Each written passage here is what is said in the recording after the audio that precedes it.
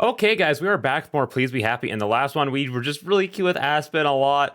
I can't, was that last episode or the episode before? I'm pretty sure it was both episodes. We were just being really cute. Also, again, I don't know why my VTuber just like struggles so much with Please Be Happy specifically. Only on OBS though. Like it doesn't actually, it isn't actually like lagging or anything behind. Like that's just how it is. Like if I pull up my VTube studio right now and put it on like the screen here, let's just go like this. And then let's just go like this. Like look at that. Like I move perfectly fine. And then like this is how I'm moving this is how my VTube is actually moving while I'm recording Please Be Happy. But then for some reason, as soon as I'm actually back into Please Be Happy, then suddenly it's all like, here, let's just go, ooh, do. Oh. I found plenty of information that I thought was interesting. Wait, but I'm not Aspen, sure stop. How much of it will be useful. Okay, I'm gonna read what was said before, and then I'll read Aspen's stuff again, and then we could actually get into the episode. Like always, the next morning I'm cheered up by seeing my friends. After a quick breakfast, Aspen spreads out some sheets of paper on the table, and Juliet and I both crowd around to see. So, I started doing some research on Gumiho. I found plenty of information that I thought was interesting, but I'm not sure how much of it will be useful. Hey, that does sound just like me. Don't say that. I'm just kidding. Hey, I thought it was funny, Miho. As I was saying, it's hard to figure out what's accurate and what isn't. A lot of the specific details would have had to come from the Gumiho themselves, and as far as I can tell, none of them are talking. I couldn't find anything about memory or forgetting. Maybe it's self-explanatory, why not? Beyond that, most of what seemed accurate were things that we already knew, like being able to change into a fox. Have you had any luck, Juliet? I'm afraid not. I checked what books I could think of, and none of them yielded any more than you said. I'm not aware of anyone else around who might be helpful either, unfortunately. Of course, it's only been a couple of days so far. I'll keep looking. We're bound to learn something eventually. I'll keep looking too. There was one other thing that came up I thought might be worth mentioning. Ooh. I read a lot about Gumiho carrying a special bead that has something to do with their magic. You have one of those yourself, right? Oh my gosh, it's the one. Oh, I didn't even notice that the one was glowing. I was just saying like, haha, it's glowing because that's what it's been doing lately. I didn't realize it was actually glowing. I remove my necklace more gently than last night and hold it out for them to see. I've had it my whole life. May I see it? You can try. I pass it to her, and Aspen handles it delicately. What do you mean? It poofs out of her hand and back around my I neck. see. Yeah, I couldn't get rid of it, even if I wanted to. Am I wrong? Or is it glowing? Yeah, that part's new. I was in bed when I noticed it a couple days ago. I know it's important, but not how or why. Your wild instincts inform you. Juliet says it so matter-of-factly, not like there was something bad or that I should have gotten rid of. They're still part of me. My other self, no, the other part of me hasn't gone away, even as I've spent more time away from it. When I first came to Wellington, I still thought of myself as a fox. Now, I'm not sure how I see myself. But my bead and its mysteries are a reminder that I'm something different. That sounds promising. It means something is happening, even if we're not sure what. Let us know if you notice it changing in any other ways, Miho. The more knowledge we have, the better. Yeah, I will.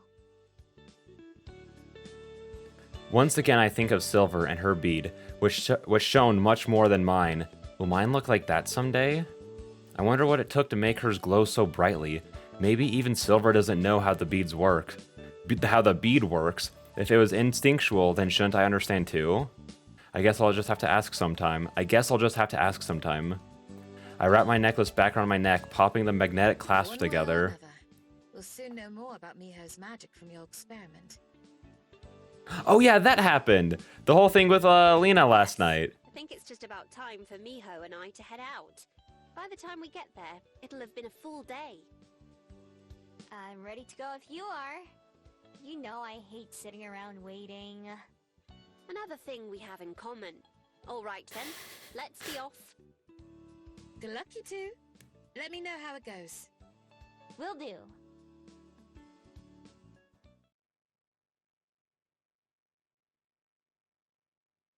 It is nice how much voice acting there is in this game. I was just thinking, like, man, almost 7 minutes into this recording, and my throat's still feeling good. That's not usual for visual novel stuff. And I was like, oh yeah, that's because I haven't been doing that much talking. It's great. This time when we get to the Bell House, Lena isn't There's a waiting chance outside. She just forgot in the regular way. I should have texted her first. Guess we'll find out. Oh, don't be sad. Please work. Please work. For what feels like the 1,000th time in the last few weeks, I'm shaky with nervous energy. At least there's not any risk here. In the worst case scenario, nothing changes. I guess that's fair. I take the lead and open the door for Aspen, then follow her in.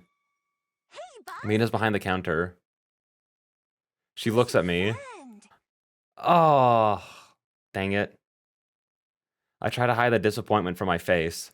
Well, it was worth a shot. It's too bad, but at least I was prepared.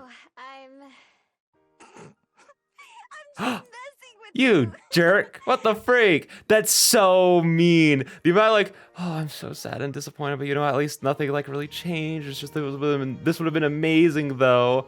That's I remember Hmm. everything. Told you my secret technique would work. I'll call you again tonight. Aspen leans against me in relief. Collapses might be a better way to put it. I can tell she's thinking the same thing I am. Dealing with events like her trip home just got a lot easier to deal with. Lena, you nearly gave me a heart attack. But I'm so glad to hear it that I don't even care. Me too. A huge weight feels like it's been lifted off my shoulders. Not all of my problems are solved, but at least some of them are. Still at my side, Aspen holds my hand, and Lena's eyes bug out in shock. Wait, are you two? After giving me a quick kiss on the cheek, Aspen nods. We are. Lena looks like she's seen a ghost. No way! You seriously started dating someone before I did? I thought I had that one in the bag. Like usual, I wasn't aware we were competing, but I certainly did win in this case. Well, I guess just this once it's fine, since you two are pretty cute together. But I'll win next time. And what exactly is next time? Not sure yet, but I'll figure that out soon. I guess I'll leave you two lovebirds alone for a bit. Talk to you tonight, mijo. Bye. Oh, I love Lena. Putting her headphones in, Lena disappears into the back of the cafe, leaving the lobby to Aspen and me. I do only have a bit, unfortunately. Probably better that no customers walk in like this. But I'm really, really glad this worked. Same. That's so, like, that like gives them so much more freedom in their life to just like do things and not have to worry about like the 24-hour time limit. Like, that is like the nicest thing ever. Now we don't have to worry anymore. Not nearly as much, at least. I'll be Yeah. busy this evening, but I'll call you later. And I'll see you tomorrow, okay? Okay. I should go tell Juliet that our idea worked too. I'm sure she'll be overjoyed as well. Have a good day at work, and I'll try to message you if I can, alright? Yeah. I'll try to figure out how to send a response. Don't worry, I'm sure you'll have lots of practice. Talk to you again soon, but not soon enough. Oh, stop. Guys, I'm so Bye. lonely. You know, that's why I saw like judge like a good romance thing is like, how lonely do I feel while watching it? You know that kind of vibe of like, you're sitting there watching a great romance story and then you like are laying in bed at night being like, oh gosh, I'm so alone. That's how I felt the past like 4 episodes we've been playing this, and it's not going away anytime soon. We give each other a quick hug, and then I head back to the library to deliver the good news. Like we expected, Juliet's also relieved. She gives me a quick lesson on how to send messages, although she's almost as slow as I am. I spend most of my shift working, texting Aspen when I can, and looking forward to tomorrow. Oh. Oh, hey, I like it's been so long since we've done any of this stuff like that's actually like been available. I was like forgot like that they were options, I guess. Like as soon as he popped up, I was like, "Oh my gosh, wait, this kid? Oh yeah, this kid's story. Let's see more about this." Hello, game. While I'm sitting at the library front desk, Gwen and Tommy come in, accompanied by Gerby, of course. She did say that they'd be back again. The two of them come over to where I'm sitting. Sorry to bother you. I know this is a weird question, but the other day there was someone here who played with my son while I was studying. But neither Oh, of yep, that us was me. can remember who it was. Do you think you might be able to help? Hey, actually, I explain my magic and how I've met Tommy and Gwen a couple times, as well as Elijah. When I'm done, both of them look amazed. I can't wait to tell Dad. That's certainly a lot. But you know what? I believe it. It lines up with the gaps in my memory. I thought I was just getting stressed out and forgetting things. Well, I probably am, but I'm glad it's not the case here. Is there some way to keep from forgetting you? Especially if we've met so many times before already. We exchange numbers, and I tell her that Tommy is always welcome to come hunt for bugs here. I just don't know if I'll be joining him. Aw, that's cute. That's so fun now that we can actually, like, Talk to be you later. remembered. Like, Good. now we can actually, like, develop relationships in this game. I press the button to end the phone call, the call on my phone, and then gently set the device on my windowsill. Getting through the phone calls needed to make sure I'm not forgotten is more work than I expected. Getting through the phone calls needed to make sure I'm not forgotten is more than I expected. I'm glad that the people I've befriended are willing to put in the effort to see me every day. It's still such an inconvenience, though, and such a risk. For their sake as much as my own, I need to try to find a better solution, whether that means getting rid of my magic entirely or not. I have to at least know what my options are. I can't leave it all for Aspen and Juliet to figure out either. I need to put my own effort in too. I hope that means like tomorrow we're actually gonna go look for Silver, because I don't want her to be like, I'm so determined to like fix this, and then spend the next few days just dilly dallying and not actually like trying to do it. I feel like that would just be like really lame. Well, I'm not nearly as good at reading and researching as they are. There's still that one idea that comes to mind a few times. It's time to finally put it into action. Oh, we're doing it right now. Oh, cool. I was like, oh, we better be doing it by at least tomorrow. But like, she's like, no, no, no, we're going out right now. She's already one step ahead of me, baby. Leaving my phone in my room, I get dressed and slip silently out the front door, making my way to Mount Victoria. At the very edge of the path, I transform. Nose close to the ground, I head for the tree line and the wild part of the mountain. I'm rusty when it comes to tracking, and the sheer number of scents that assault my nose is overwhelming. I have to sift between them in my head while I run, disregarding the ones that I can tell are humans or other fabled or just part of nature. It isn't until I'm far from any it isn't until I'm far from any roads or homes that I finally catch what I'm looking for, that familiar but unrecognizable presence. Honing in on what I can detect of Silver's trail, I follow it as closely as I can. Sometimes the lead goes cold, but I pick it up again a few meters away, in a different direction. The path is windy and hard to follow. How does anyone live like this? It doesn't feel as if the path is leading anywhere in particular, but I stay on it, keeping my eyes and ears peeled for any sign of her. Finally, after picking up the trail yet again near the river, I follow it until I reach a familiar spot and transform yet again. It's been weeks, but traces of my den are still there. The weather has destroyed a lot of it, but the tunnel is only The weather has destroyed a lot of it, but the tunnel is only half caved in, and evidence of holes where I buried my snacks and supplies remain too. Has Silver been staying here? There aren't any signs of life more recent than mine. Still, her scent ends here, as if it just disappeared. As if she just disappeared. Something rustles from over near the collapsed den. Even with the moonlight, it's hard for me to see, so I change back into a fox, straining all my senses to detect anything. I don't. Nothing but me and the wind. Changing forms yet again, I still get that feeling that I'm not alone. Hello? Closing my eyes, I listen for any kind of response. A footstep, or a whisper, or even a breath. All I hear is silence. The voice is just inches from my ear, and I leap away on pure instinct, spinning around to face Silver. So many chances, and you failed every one of them. Did we see the CG already? For some reason, the CG feels so like familiar, but also like so new, and it's very striking. I like this one a lot. I don't know where she came from or how I didn't notice her, but she's here, slouching in the moonlight.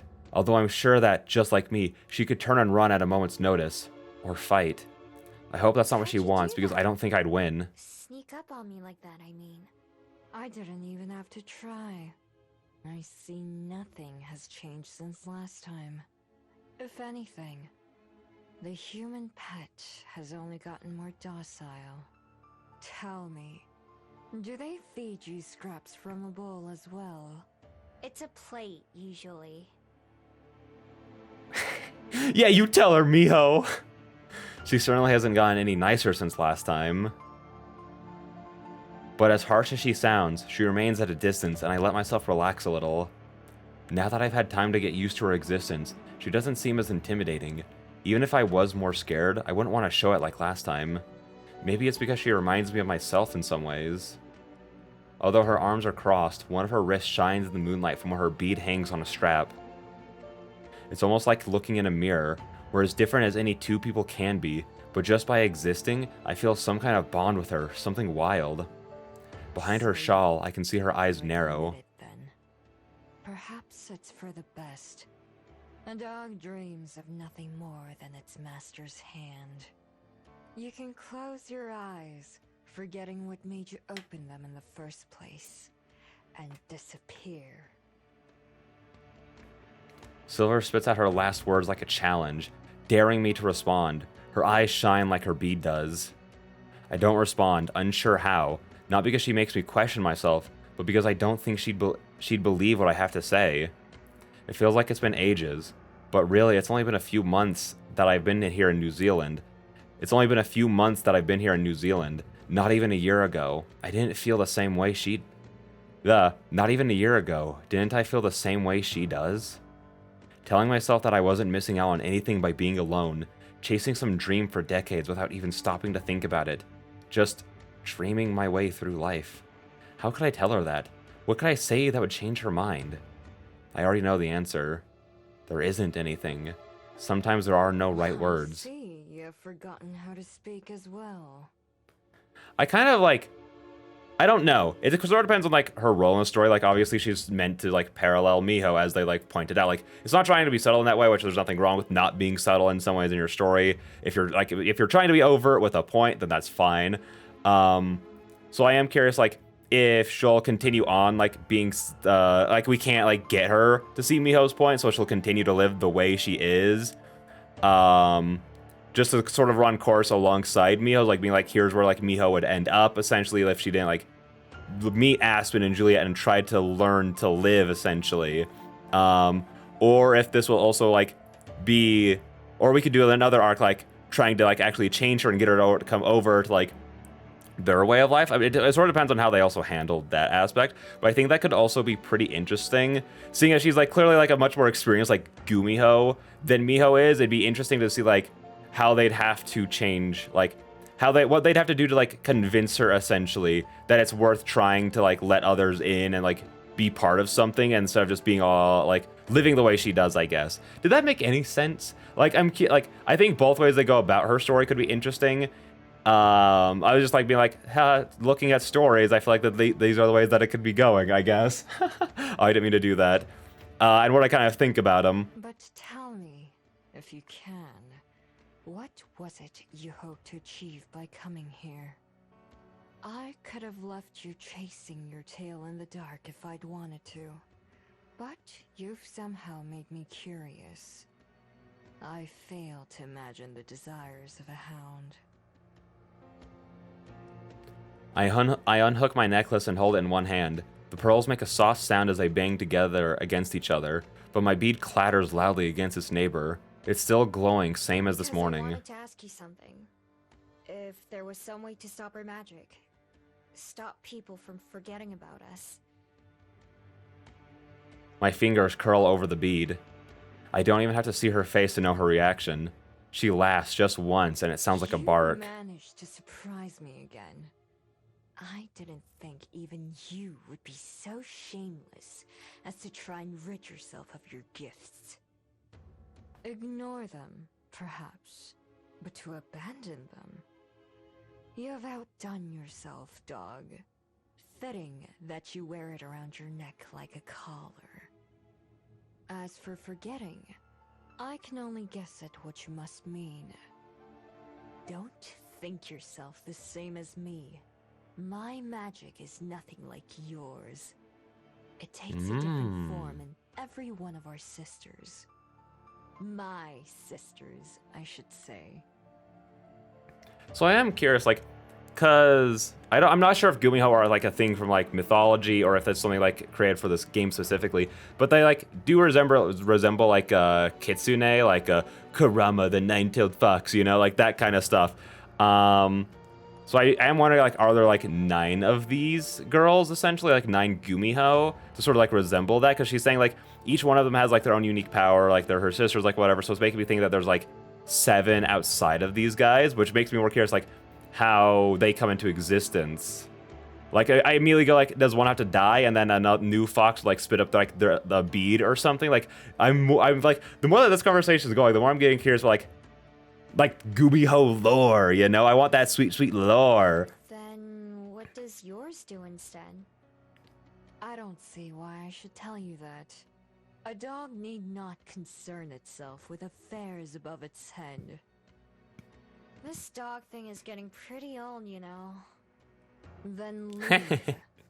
I only chose to acknowledge you to satiate my own curiosity. It won't happen a second time. Goodbye, dog. Quick as a flash, Silver transforms, the glow from her bead lingering for a moment in the air. Before her paws have all touched the ground, she's already running away. Soon, even her shining fur disappears into the night. I don't give chase. I never really expected her to answer my questions in the first place. Still, I don't think this visit was a waste of time. Before I leave, I take a final look at my den. When I left here with Juliet months ago, I expected to be back soon, but since I never went back, I never really said goodbye. It wasn't much, even then, and it's even less now. Compared to some of the other hideouts I've made, I didn't stay here very long. Still, it's special. I'd have a hard time going back to sleeping in the ground instead of a bed again, even if I had to. Maybe it'll change in the future, but right now I'm pretty sure that this won't be the last den I ever made. But I'm pretty sure, wait. Did she say that that would be the last den she ever made? I think I misread it. I'm pretty sure that this will be the last den I ever made. Oh, that's cool. Looking around, I'm all alone again, and it's silent. The birds that used to chirp and greet me in the morning are either sleeping or gone. Night, Still. birdies.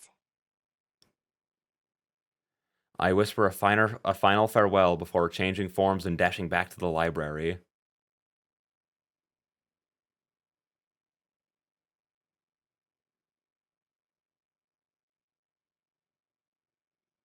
The next morning, I once again keep my visit with Silver to myself.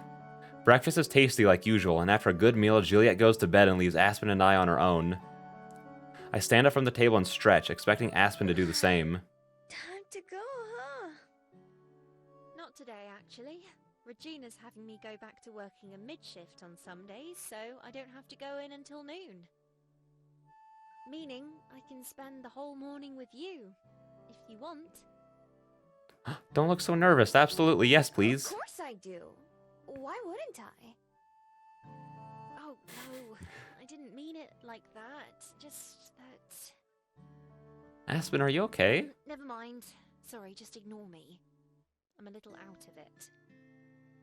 It's fine. Don't worry. But I can't just ignore you either. What's wrong? Aspen sighs and then shrugs. Let's go sit up front and I'll tell you. You need to open the library soon, right? Yeah. Wanna help? I'd love to.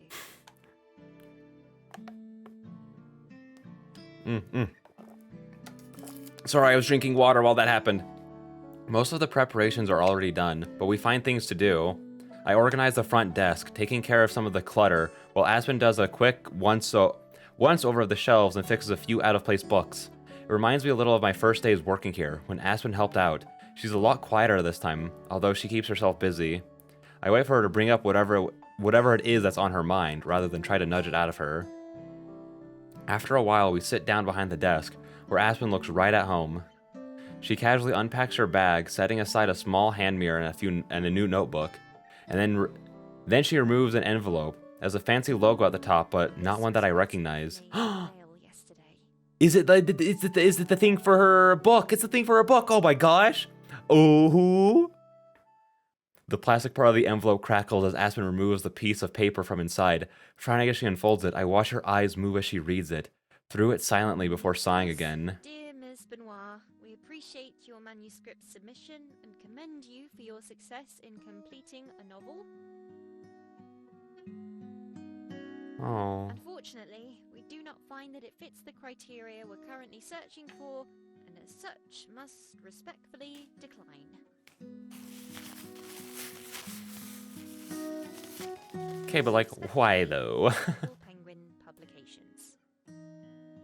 Such dickheads for such a nice sounding place. Slapping her hand with the paper, she clicks her tongue. Not even 50 words, including names. I doubt they even read past the first chapter. Wait, they said no? Why? As it says, it's not what they're looking for. I wish they would have given more detail than that, but I suppose I'm lucky to hear anything back at all. They're totally gonna regret it in the future when your books are really popular. I hope you're right. Oh, I really hope that this isn't going the route of Aspen being like, I think it's time to give up. I hope it's not going that way. Objections, of course. Even Agatha Christie didn't get published until her second book. Still, I wasn't expecting them to come in so fast. You sent it to a few different ones, right? Right, I made a list of my top 15 choices and submitted it to all of them. At first, it was going to be my top 10, but I decided maybe I should expand it some. It turns out that was a good idea. So far, 3 of them have already said no. This one stung a bit more because Purple Penguin is one I was hoping would say yes the most. Oh. I'm sorry. I hope your other top choices still work out. Yes, me too. It's why I wasn't going to tell you and Juliet at first. I wanted to wait until I had good news to share. Well, I'm glad it's this. I thought you were gonna like say something like, "Oh no, I'm leaving and I can't come back ever," like something like that, because of, like the new place opening up. So I'm glad. I'm not glad this is happening, but I'm glad it's not like a life-altering thing. I don't know, but I'm also very sad for her, and I'm like, oh, but she tried so hard and she was so happy, you know. So I'm also like sad but relieved, but also very upset. You know, I don't know how to explain it. I'm not sure that'll be coming. Hey, it's only 3 of them had said no. You still have 12 left. That's a good chance. I'll try not to be a downer, though. I knew there was a good chance this would happen. Don't let me distract you from work, either. Nah, you won't. Here, look at these. In an effort to cheer her up, I pull out some of the writing practices that I've been working on and show them to You've Aspen. improved so much already. This looks great, Miho. With a genuine smile, Aspen slowly flips through the pages. I know there's not much to see, since it's a lot of repeating the same thing over and over, but she still looks at every one. I'm so proud of you. Thanks. Showing Aspen my attempts to learn how to write feels a little silly compared to her finishing a whole novel, but I can tell that she I'm means proud every word of myself, praise. too. I don't tell her that a big part of my motivation is being able to read what she writes. Oh, I was literally about to say, like, I hope that she said something really cute, like, hey, when I get better, I want to read what you write. But she's keeping it as a surprise. That's so cute. Oh my gosh, I'm so alone. Wait, did I read all of it? Hang on. I don't tell her that the biggest part of I wanted to be a surprise when I get there. Okay. From the very start, having Aspen in my life has inspired me to be a better person. Now that we're in love, it makes me want to try at least twice as hard. I want to be able to love her writing too. Even if those penguin people don't like it, I'm sure I will, because it comes from her heart. I believe in Aspen even when she doesn't, just like she always believed in me. I want to do everything I can to live up to that faith. Aspen sticks around for a while, reading a book from one of the shelves. I keep my nose to the grindstone all morning, using every free minute that I get to practice, only taking breaks to say goodbye to Aspen when she leaves. Even when it gets boring, which doesn't take very long, and even after my hand starts to hurt, I keep practicing. One letter at a time and I'll get there. Oh, she's so cute. Oh my gosh, I can't. But I also have to end it there because this episode's been about going on for a half hour. That's like the typical length. So, with all that being said, I'll see all you beautiful people in the next one when we go to hang out with Lena at the Tahiti Park. I forgot what it's called. It's been a long time since we've been there. Bye bye.